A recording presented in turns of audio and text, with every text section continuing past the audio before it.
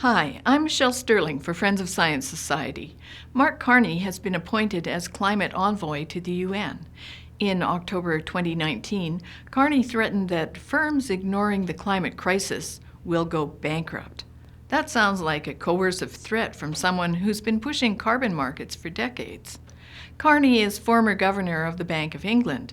Before that, governor of the Bank of Canada, and before that, he was with Goldman Sachs for some 13 years. In September 2015, just before the COP21 Paris Agreement, Mark Carney gave a speech to Lloyd's of London, the big insurance firm, on the tragedy of the horizon. In it, he claimed that climate change was a crisis beyond the traditional financial cycles of a few years. After Carney's speech, Steve Kopitz of Princeton Energy Advisors did a fact check on Carney's climate and disaster cost claims, only to discover Carney's speech was a failure of analysis, presenting the source data and facts. Kopitz writes, "The very worst interpretation is that Mr. Carney is in fact aware of the source data, but chose to make hysterical claims to promote a personal political agenda."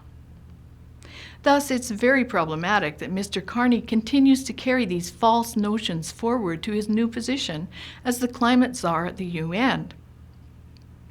At the COP25 conference in Madrid, talks fell apart over Article 6.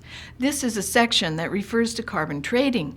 As Joanne Nova has shown, carbon trading is a huge business for banks, pension funds, and institutional investors.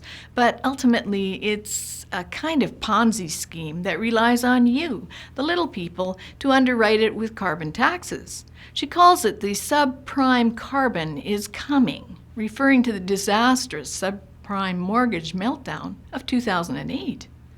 Unlike regular industries, carbon trading is the lack of delivery of an invisible substance to no one. So, unlike fuel taxes that you pay, where you get a road and road maintenance in return, or income taxes, where you get money for hospital and health services, military defense, schools and education, carbon taxes buy you nothing. They also do nothing for the climate or environment.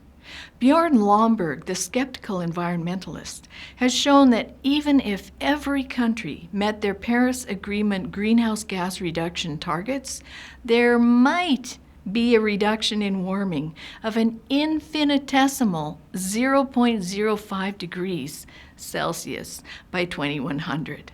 That is an immeasurable amount of change. After the COP25 Madrid talks collapsed, Goldman Sachs, Carney's past employer, reported that they were dumping $750 billion into climate transition. In 2018, they reportedly were churning bumper profits from the Phoenix-like revival of the carbon credit market, presumably revitalizing their early investments in carbon offset companies. Goldman Sachs also said they would limit fossil fuel lending. Since the world runs on fossil fuels, such claims are deceptive. That usually means some hedge fund or ancillary fund profits by buying divested shares for cheap. According to Carney's Wikipedia page, in speeches in August 2019, Carney said that he saw the US dollar as having a destabilizing effect on the global economy, and apparently he's urged central banks to replace it with a synthetic hegemonic currency, a digital currency, perhaps like Facebook's proposed Libra, and that would decrease the US dollar's domineering influence on trade worldwide. And other climate activists like George Monbiot see a future where the currency is energy, based on a quota of personal carbon credits, where you are given a quota every year, and when you run out of energy carbon credits, you just buy more. What could possibly go wrong with that? Well, in the past, carbon trading in Europe has been fraught with fraud and computer hacking.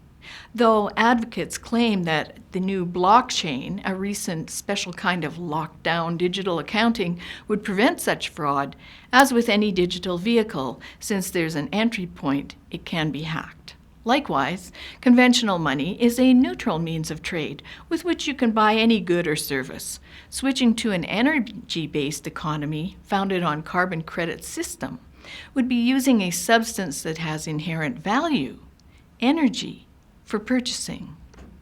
Other more extreme advocates tie this concept to the Internet of Things and smart city concepts, where every single thing you do or use is tracked by some superior authority to ensure efficient use of energy.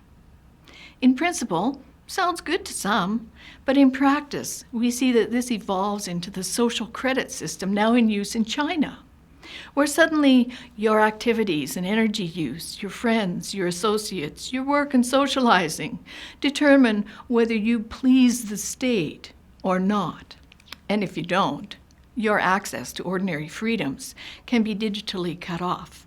For instance, if you want to fly somewhere, you just can't, and there's no recourse. So it seems the climate change crisis is being used as the overriding reason to limit your freedoms and push the world into a virtual currency by a bunch of carbon traders whose market and methods are already in court in France for corruption, fraud, and worse. Sounds like a bad way to start 2020 to me, especially when almost 1,000 scientists have issued the Clintel World Climate Declaration, stating there's no climate emergency and carbon dioxide is not the main driver of climate change, but rather the elixir of life. So Mark Carney is not a climate scientist. And according to analyst Steve Kopitz, he misled insurers on climate and insurance costs in advance of the Paris COP21 summit. And now he wants to dismantle the existing world economy to stop climate change. If he's so wrong on climate and insurance claims, how can we trust that he's right on this? On August 27, 2017, we, Friends of Science, issued a letter to the Ontario Securities Commission on the dangers to Canadian sovereignty of forcing corporations to report climate risk, the thing that Carney wants them to do. And we issued 2 reports on this topic earlier that same year. This is a critical issue for citizens worldwide, and the people are not being given the right to decide. There's no climate emergency. Politicians can't stop climate change, but they can put you into energy poverty and carbon serfdom. Science is being skewed to support global financial policies that citizens are not being given the right to challenge. For Friends of Science Society, I'm Michelle Sterling.